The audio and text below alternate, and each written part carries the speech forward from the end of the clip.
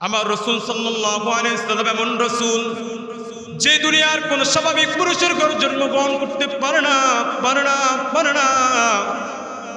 তিনি জন্মগ্রহণ করেছিলেন কুরাইশ বংশে। আরবের বড় পবিত্র বংশ হলো কুরাইশ বংশ। যে বংশের আব্দুল মুত্তালিবের সন্তান আব্দুল্লাহর ঘরে তিনি জন্মগ্রহণ করেছিলেন। আব্দুল্লাহর যখন বিবাহ হয় নাই, আব্দুল্লাহ আরবের বিভিন্ন অলিতে গুলিতে যখন হাঁটতেন, আরবের রমণীরা আরবের কন্যারা আব্দুল্লাহকে দেখার জন্য সিরিয়াল ধরে থাকতো এবং কি এক এক রমণী আরেক রমণীকে বলতো, শুনছনি আব্দুল্লাহ তো ঘর থেকে বের হয়েছে, যাও চলো দেখে আসি। এভাবে আব্দুল্লাহকে দেখার জন্য আরবের রমণীরা এবং কন্যারা সবাই লাইন ধরে থাকতো রাস্তার মধ্যে শুধু আব্দুল্লাহকে দেখার জন্য। এবং আরবের রমণীরা তার বাবা মার সাথে যায় বলতো, ও বাবা, তুমি আব্দুল মুত্তালিবের সন্তান আব্দুল্লাহর সাথে আমার বিবাহের বিবাহের সকল ব্যবস্থা করো। এভাবে আরবের রমণীরা যখন তাদের বাবা মাদেরকে বলতো, তখন তাদের বাবা মা সবাই এসে আব্দুল মুত্তালিবের কাছে আব্দুল্লাহর জন্য বিয়ের প্রস্তাব গ্রহণ করতেন। এভাবে প্রতিদিন হাজার হাজার শত শত মানুষ আয়েশা আব্দুল মুত্তালিবের কাছে আব্দুল্লাহর জন্য বিবাহের প্রস্তাব গ্রহণ করতেন। কিন্তু আব্দুল্লাহ তো এমন একজন মানুষ,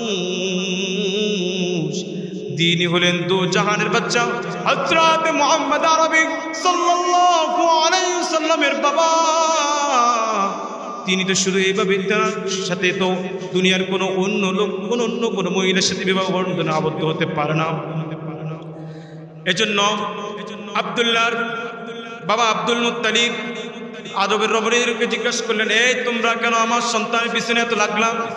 তখন আরবের রমণীরা বলতে লাগলো, আপনার সন্তান যখন রাস্তা দিয়ে হাঁটে, তেনার কপালের মধ্যে কি যেন আকর্ষণ চমকাইতে থাকে, এই আকর্ষণ যেন আমাদেরকে প্রেম বিড়ালো করলো। এভাবে তারপরে কিছুদিন পরে আব্দুল মুত্তালিবের সন্তান আব্দুল্লাহর সাথে আমেনার বিয়ে ঠিক হয়ে যায়। আমেনার সাথে বিয়ে হয়ে যায়। বিবাহ হওয়ার পরে আব্দুল্লাহ 3 দিন পরে ঘর থেকে বের হয়। আব্দুল্লাহ যখন 3 দিন পরে ঘর থেকে বের হয়, আবার আরবের রমণীরা বলতে লাগলো, ও শুনছুনি আব্দুল্লাহ আবার 3 দিন পরে ঘর থেকে বের হলো।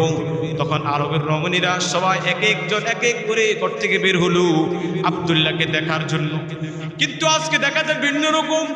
আব্দুল্লাহকে দেখার জন্য এসে আবার সবাই দেখে দেখে চলে যায়।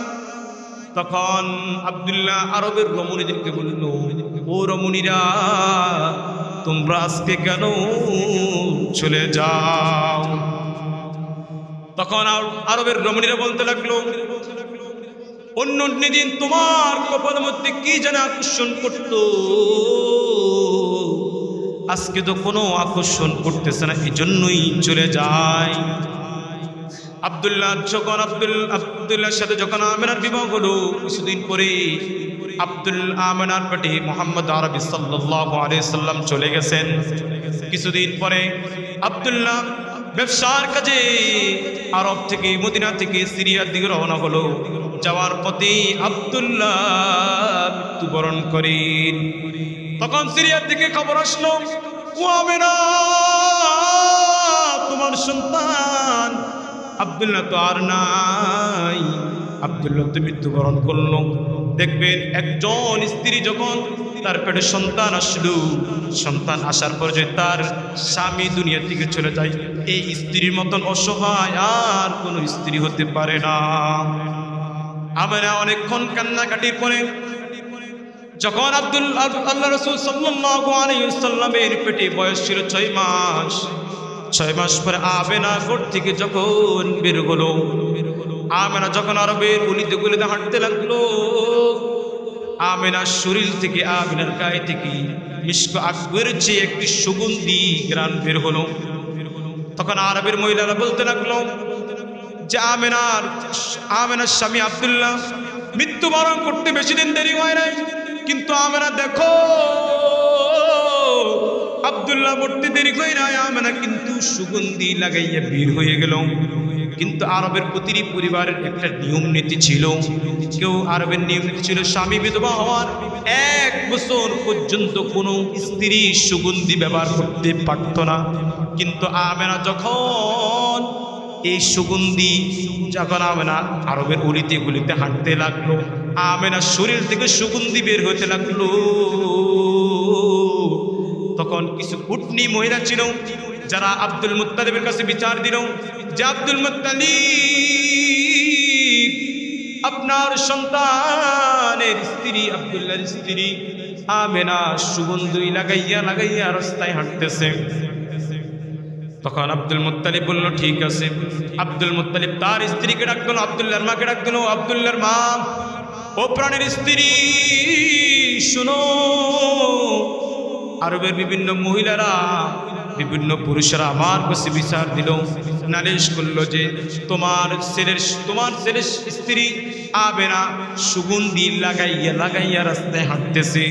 এমন সুগন্ধি লাগাই লাগাই হাঁটতেছে যে সুগন্ধির কারণে বিভিন্ন জায়গা থেকে অন্য এলাকা থেকে পাশের এলাকাতে পর্যন্ত মানুষ এসে আমেনা থেকে সুগন্ধি গ্রহণ করে এবং কি আরবের ছোট ছোট শিশু বাচ্চারা পর্যন্ত সুগন্ধি গ্রহণ করে। তখন আব্দুল মুত্তালিব বলল ঠিক আছে, তুমি তোমার বউকে ডাক দিও সন্ধ্যাবেলায়। আব্দুল মুত্তালিবের স্ত্রী বলল এখন যদি তাকে ডাক দিই সে মনে কষ্ট গ্রহণ করবে, আমার কাছেও বিভিন্ন লোক নালিশ করলো, কিন্তু আমি তাকে ডাকি না। তিনি হলেন গর্ভবতী, আমেনা গর্ভবতী এবং কিছুদিন আগে ছেলেটা মারা গেল।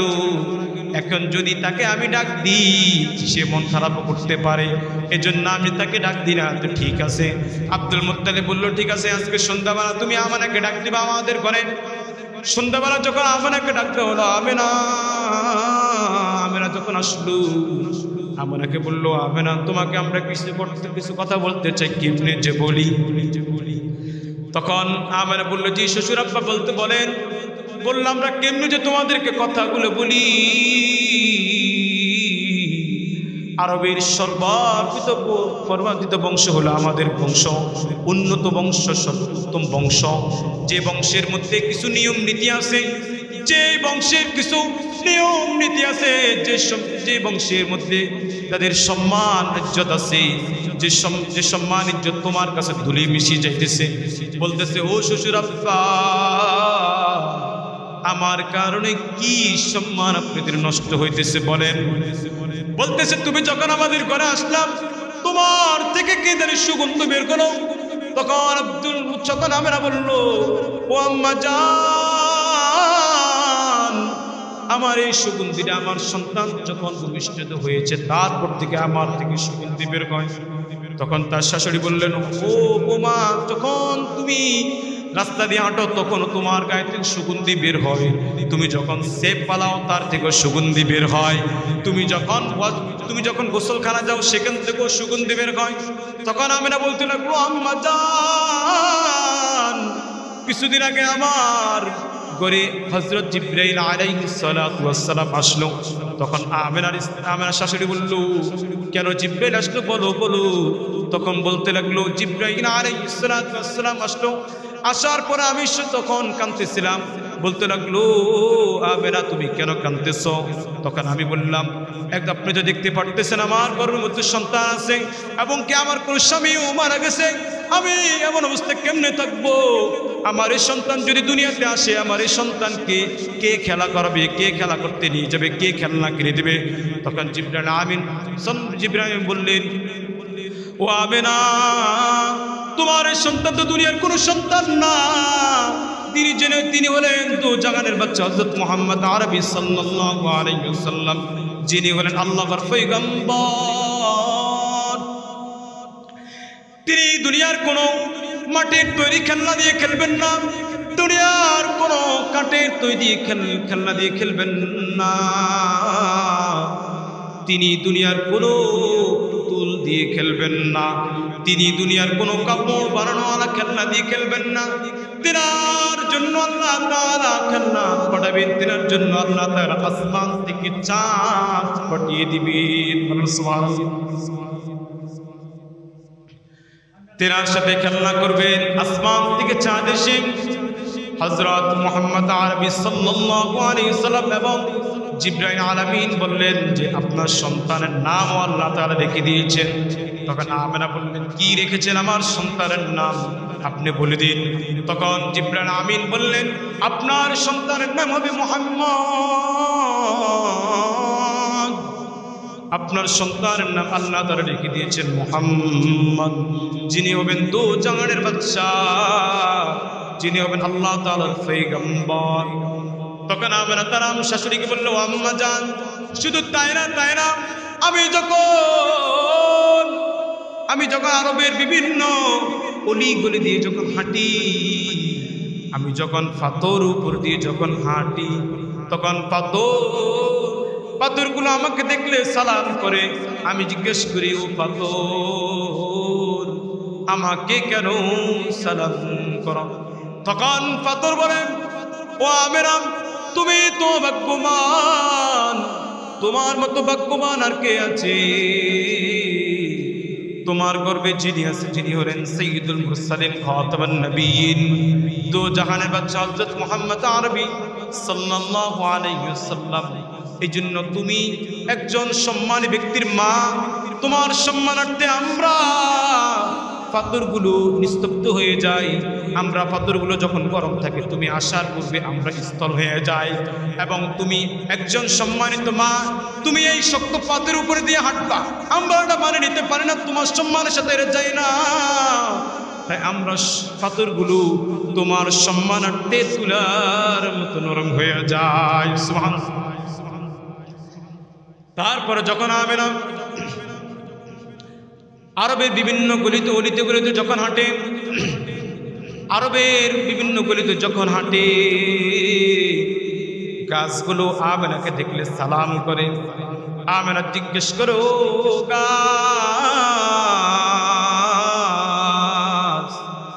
তোমরা কেন আমাকে সালাম করো? তখন গাছ বলে, ও আমেনা, তুমি তো দুনিয়ার অন্য কারো মা না, তুমি হলো সাইয়্যিদুল মুরসালিন খাতামুন নবিয়্যিন হযরত মুহাম্মদ আরবি সাল্লাল্লাহু আলাইহি ওয়াসাল্লামের মা। এজন্য তুমি যখন আসো, আমরা গাছগুলো তোমার জন্য ছায়াস্থল হয়ে যাই। তোমার মাথার উপরে ছায়া দেওয়ার জন্য আমরা শীতল হয়ে যাই। আমেনা যখন রাস্তা দিয়ে হাঁটে, মেঘগুলো আমাকে দেখলে সালাম করে। তখন আমেনা জিজ্ঞেস করো, মেঘ তোমরা আমাকে কেন সালাম করো? তখন মেঘ বলে যে, আমেনা তোমার পেটে তো যিনি আসেন, তিনি হলেন সাইয়্যিদুল মুরসালিন খাতামুন নবিয়্যিন হযরত মুহাম্মদ আরবি সাল্লাল্লাহু আলাইহি ওয়াসাল্লাম, যিনি হলেন দো জাহানের বাদশা, আল্লাহর পয়গম্বর। এই জন্য মেঘ পর্যন্ত আমেনাকে দেখলে আমেনার উপরে ছায়া প্রদান করে। এভাবে আমেনার সম্মান দিন দিন বাড়তে থাকে। এবং কি আমেনা যখন পানির জন্য কূপে যায়, পানি থাকে কূপের নিচে, স্থলে স্থলে নিচের দিকে চলে যায়। কিন্তু পানি যখন আমেনাকে দেখে বলে, আসসালামু আলাইকা আমেনা। আমেনাকে পানি পর্যন্ত পানি সালাম দেয়, কূপের পানি পর্যন্ত আমেনাকে সালাম করে। আমেনা জিজ্ঞেস করেন, ও কূপের পানি, তোমরা কেন আমাকে সালাম করো? তখন কূপের পানি বলে, ও আমেনা,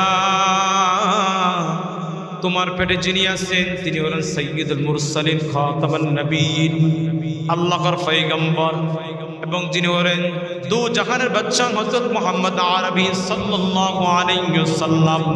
তেনার মাকে কি আমরা অসম্মান করতে পারি? তেনার মা তোমার সাথে কি অসম্মান হয়ে যায় না? তুমি উপরে থাকবে, আমরা নিচে নেমে যাব। এই জন্য তোমার সম্মানার্থে আমরা কূপের পানি নিচ থেকে লাফ দিয়ে উপরে উঠে যাই। নাও তুমি বালতি কেটে তাড়াতাড়ি পানি নাও। এভাবে আমেনা কূপ থেকে পানি নিয়ে চলে যায়। এমনকি আমেনার বান্ধবীরা যখন আমেনা পানি নিতে আসে, তখন আমেনার বান্ধবীরা পর্যন্ত আমেনার সাথে পানি নিতে আসে। আমেনা যখন পানি নিয়ে বাড়িতে চলে যায়, এক আমেনার বান্ধবীরা বলে, ও আমেনা, চল আমাদের সাথে চলো, তুমি চাইলে কূপের পানি পর্যন্ত উপরে উঠে যায়। তখন আমেনা তাদের সাথে যায় যে, আমেনা তুমি আমাদের সাথে যাবে, এই বিনিময়ে আমরা তোমার কলসিটাকে তোমার বাড়িতে পৌঁছে দিব। আমেনা যখন কূপের সামনে যায়, কূপের পানিটুকু পর্যন্ত আমেনার সম্মানার্থে উপরে উঠে যায়। তখন কূপের পানি যখন উপরে উঠে, আমেনা এই কূপের পানি, আপনার বান্ধবীরা তখন এই কূপের পানি ওখান থেকে গ্রহণ করে। এজন্য হযরত মুহাম্মদ আরবি সাল্লাল্লাহু আলাইহি সাল্লাম এত সম্মানী, এত মানওয়ালা, এত বড় রাসূল, যিনি এমন একটা রাসূল, দুজাহান বাদশা সাইয়্যিদুল মুরসালিন খাতামুন নবীন, যিনি ছিলেন সকল নবীদের ইমাম। মেরাজের রাত্রে মসজিদে নববী থেকে যখন রাসূল সাল্লাল্লাহু আলাইহি সাল্লামকে বাইতুল মাকদাসে নেওয়া হলো, তিনি সকল নবীর ইমামতি করেছেন। এজন্য কবি বলেন, মোহাম্মদ কি মোহাব্বত দীনে হক কি শর্ত আউয়াল है, मोहम्मद की मोहब्बत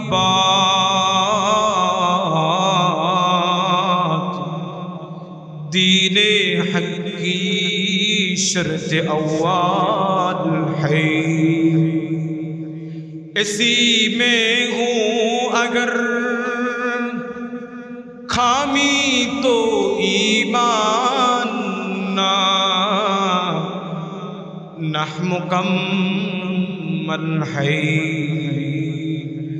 ऐसी में हो अगर खामी तो ईमान ना मुकम्मल है। अल्लाहु अकबर। প্রিয় নবী সাল্লাল্লাহু আলাইহি সাল্লাম এর মহব্বত, প্রেম, ভালোবাসা ঈমান ও ইসলামের প্রধান শর্ত। যদি এর মধ্যে অসম্পূর্ণতা থাকে তাহলে ঈমান অপূর্ণতা হয়ে যাবে। এজন্য আল্লাহ তাআলা বলেন, যদি কোনো লোক, কোনো মুমিন, কোনো বান্দা যদি আমি আল্লাহকে পেতে চাই, তাহলে সে যেন তার রাসূলকে আগে পায়, তার রাসূল অনুসরণ করে, তার রাসূলের সম্মান করে, তার রাসূলের সম্মান অনুযায়ী, তার রাসূলের জীবন অনুযায়ী, তার রাসূলের সুন্নাত মোতাবেক জীবন যাপন করে। আজকে দেখা যায় রাসূলের সুন্নাত তো দূরের কথা, অন্য আরেকজনকে মোতাবেক করে চলি আমরা। যে মহানবী সাল্লাল্লাহু আলাইহি সাল্লাম আসার আগে আরবের মধ্যে অন্ধকারচ্ছন্ন ছিল। আরবের মধ্যে কোনো মায়ের প্রতি কোনো প্রেম ভালোবাসা ছিল না, কোনো ন্যায় বিচারের অবস্থা ছিল না, কোনো বিচার আচার ছিল না। আমার রাসূল সাল্লাল্লাহু আলাইহি ওয়াসাল্লাম যখন জন্মগ্রহণ করলেন, তেনার মা বলতেছেন, আমেনা বলতেছেন, তিনি তো জন্মগ্রহণ করেছেন আমার ঘরে, যেন আমার ঘর থেকে যেন ওই বাদশা পর্যন্ত, রাজপ্রাসাদ পর্যন্ত আলোকিত হয়ে গেছে। এই জন্য আমার রাসূল সাল্লাল্লাহু আলাইহি সাল্লাম এমন রাসূল ছিলেন, আল্লাহ তাআলা কোরআনের মধ্যে বলেন, ওয়া মা আরসালনাকা ইল্লা রাহমাতাল লিল আলামিন, ওয়া মা আরসালনাকা ইল্লা রাহমাতাল লিল আলামিন। তিনি, আপনি রাসূল সাল্লাল্লাহু আলাইহি সাল্লাম, আমি আপনাকে রহমত রূপে পাঠিয়েছি, আপনি পাঠিয়েছি সকল মানুষকে দ্বীনের পথে অটল করার জন্য। এবং আমার রাসূল সাল্লাল্লাহু আলাইহি সাল্লাম রাসূল ছিলেন যার কোমলতা অনেক ভালো ছিল।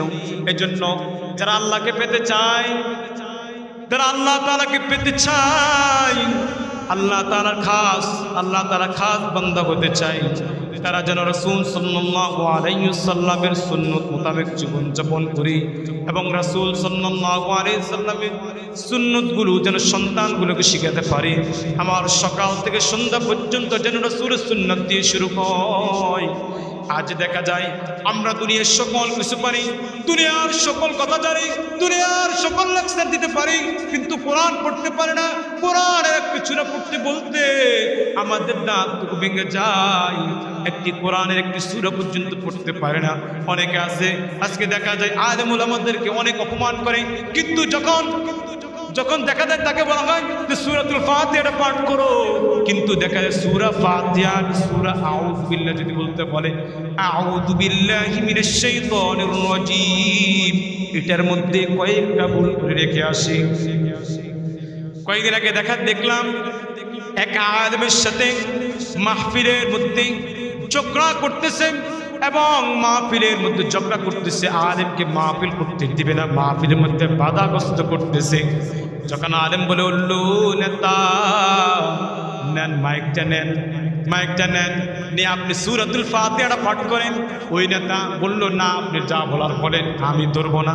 তুমি সূরাতুল ফাতিহা পাঠ করতে পারো না, তুমি একজন আলেমকে মাহফিলের মধ্যে বাধা দাও, তোমার মধ্যে কি খারাপি? এজন্য আমাদের একমাত্র নেতা হলো তিনি হলেন রাসূল সাল্লাল্লাহু আলাইহি সাল্লাম। এজন্য আমাদের সর্বপেক্ষে সর্ব জায়গায় রাসূলের সুন্নাত নিয়ে কথা বলতে হবে, রাসূলের সুন্নাত মোতাবেক জীবনযাপন করতে হবে এবং রাসূলের সুন্নাত মোতাবেক চলার চেষ্টা করতে হবে। যারা কোরআন পড়ে না কোরআন শিখতে হবে, যারা কোরআন পড়তে পারে না সন্তানগুলোকে কোরআন শিক্ষা দেওয়ার ব্যবস্থা করব।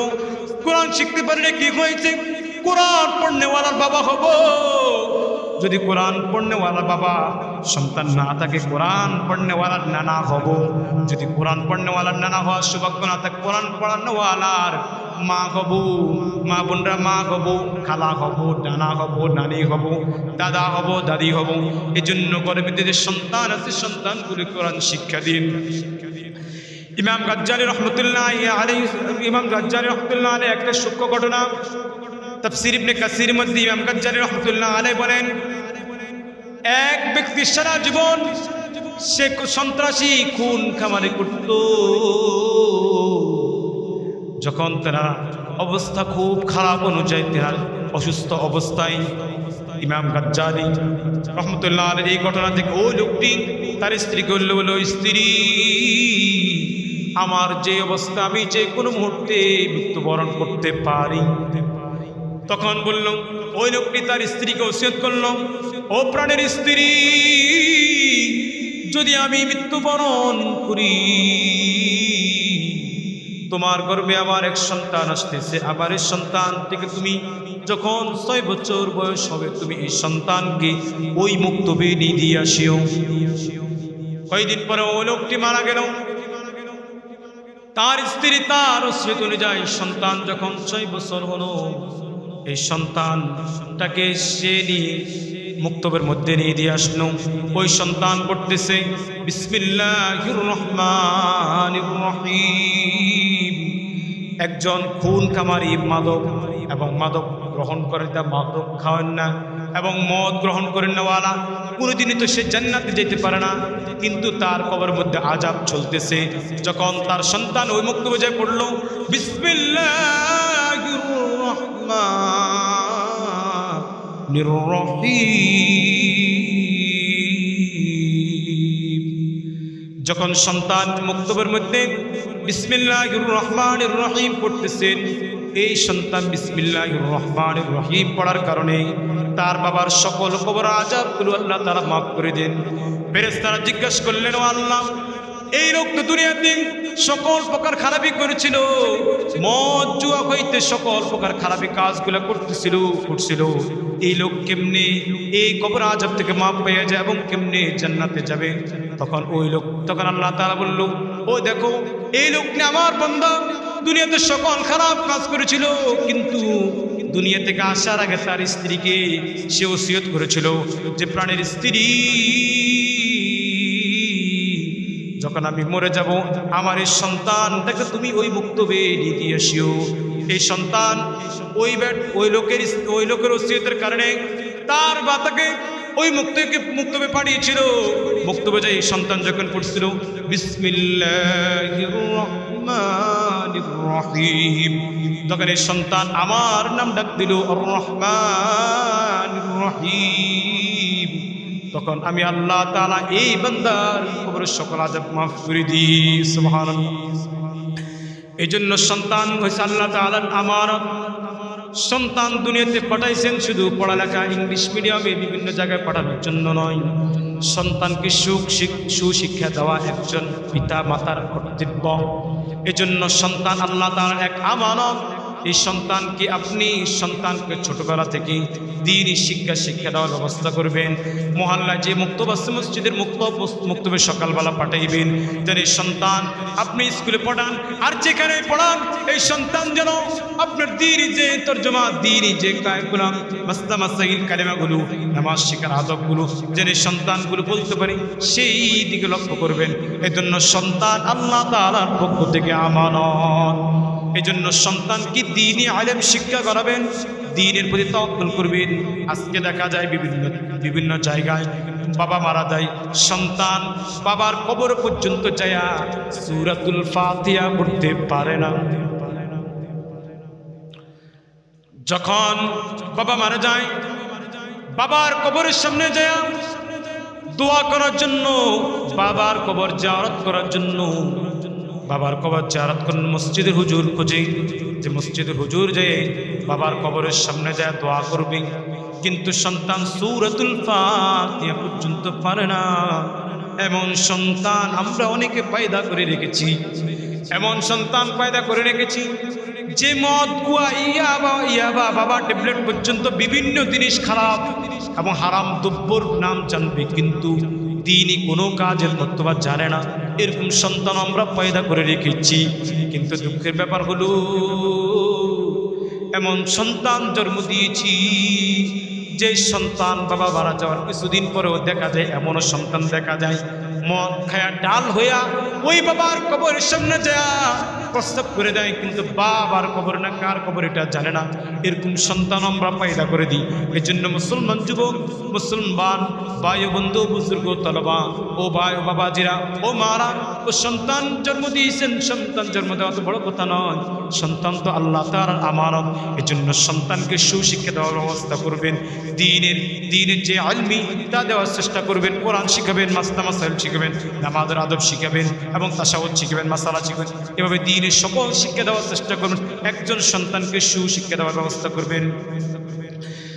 এই জন্য আল্লাহ তাআলা আজকে যে কথা বলেছি, আল্লাহ তাআলা আমাদের দুইটা নিয়ামত দান করেছেন।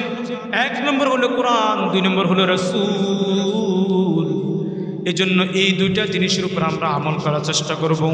যেহেতু কোরআন আল্লাহ তাআলা আমাদের রাসূল এর উপর আমাদের জন্য নাজিল করেছেন। এই কোরআনের মধ্যে বর্তমান ভবিষ্যৎ এবং কি অতীতের যত কিছু আছে সকল কিছু এই কোরআনের মধ্যে আছে। আল্লাহ তাআলা এই কোরআনের মধ্যে সকল কিছু উল্লেখ করেছেন। এই জন্য কোরআন আমরা পাঠ করব, কোরআনগুলো শেখার চেষ্টা করব, নিজেও শিখব এবং সন্তানকে শেখানোর চেষ্টা করব, রাসূলের সুন্নত মোতাবেক জীবনযাপন করার চেষ্টা করব এবং রাসূলের সিরাতগুলো পড়ার চেষ্টা করব এবং রাসূলের সকল সুন্নত অনুসরণ করার চেষ্টা করব। এই জন্য আল্লাহ তাআলা আজকে যে কথাগুলো বলছি আল্লাহ তাআলা আমাদের সবাইকে এই কথাগুলোর আমল করার তৌফিক দান করুক। এবং যারা কোরআন পারি না কোরআন শেখার চেষ্টা করি এবং রাসূলের সিরাতগুলো পড়ার চেষ্টা করি, রাসূলের জীবনীগুলো জানি, রাসূলের জীবন অনুসারে নিজের পরিবারকে গ্রহণ করি। আজকে দেখা যায় এমনও পরিবার আছে যে পরিবারের সকাল হয় কিরকম, সন্ধ্যা হয় কিরকম। এমন সন্তান আছে যে সন্তানকে জিজ্ঞেস করি যে তুমি ফজরের নামাজ পড়ছিলি, সন্তান বলে কি সন্ধ্যার নামাজ না ভোরের নামাজ। এমন সন্তান আছে সন্তানকে জিজ্ঞেস করা হয় জোহরের নামাজ পড়ছো নাকি, সন্তান বলে কি দুপুরের নামাজ। এমন সন্তান আছে সন্তানকে জিজ্ঞেস করা হয় আসরের নামাজ কি পড়েছো নাকি, সন্তান বলে কি বিকালের নামাজ। এমন সন্তান আছে সন্তানকে জিজ্ঞাসা করা হয় তুমি কি মাগরিবের নামাজ পড়েছো নাকি, সন্তান বলে কি সন্ধ্যার নামাজ। এমন সন্তান আছে সন্তানকে জিজ্ঞাসা করা হয় এশার নামাজ পড়েছো নাকি, সন্তান বলে কি সন্ধ্যার নামাজ। এর জন্য মুসলমান যুবক সন্তান এমন সন্তান আছে নামাজের নামগুলোও জানে না, কোন বেলা কোন নামাজ পড়তে হয় এটাও জানে না। এমন মায়ের সন্তান আছে আজকে জুমার দিন জুমার নামাজও আদায় করে না, এমন সন্তান আছে। এই জন্য সন্তানগুলোকে দ্বীনি শিক্ষা দেওয়ার চেষ্টা করবেন। আল্লাহ তাআলা আমাদের সবাইকে যে কথাগুলো বলছে এগুলোর উপর আমল করার তৌফিক দান করুক। আমা তৌফিক ইল্লা বিল্লাহ। আসসালামু আলাইকুম ওয়া রাহমাতুল্লাহি ওয়া বারাকাতুহু।